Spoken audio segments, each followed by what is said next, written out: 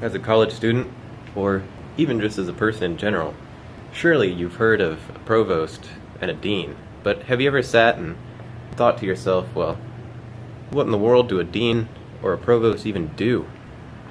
Well, luckily, we have our provost, Dr. Damon Kraft, and our academic dean, Bill Backlin, with an answer for you. I think the title of provost is a mysterious one, I think, to many individuals. So, no, I get that a lot. That's probably if I say, well, what do you do at Kansas Wesleyan? I say, well, I'm the provost. There's usually a little bit of a pause, and generally people say, what does that mean? And so public institutions, or even some privates, they call it the vice president of academic affairs. Provost is a title that it usually oversees more elements of the institution beyond just the academics. So I think the VPAA, or Vice President of Academic Affairs, that's a little bit more straightforward. Going, okay, you work with academic matters.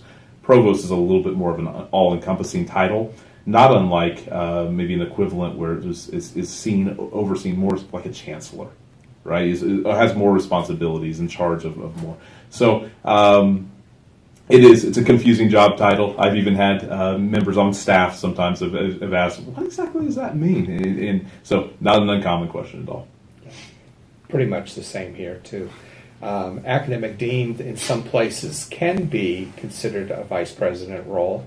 There was an institution I had been employed at earlier, which was called the Dean of Instruction, that was also considered to be a vice president of academics, even though the title said dean. So that dean title, it's very dependent on the culture of the institution. Here, the dean does not mean vice president. Okay, here it means something a little bit different. My role is to assist the provost and the faculty here, and anything academic as needed. So, if you've ever wondered who it is that enforces those curriculum requirements, tells you what needs to be in the syllabus, or just who in the world it is that gets those student evals that you do of your teachers at the end of every semester, well, that's the provost and the dean.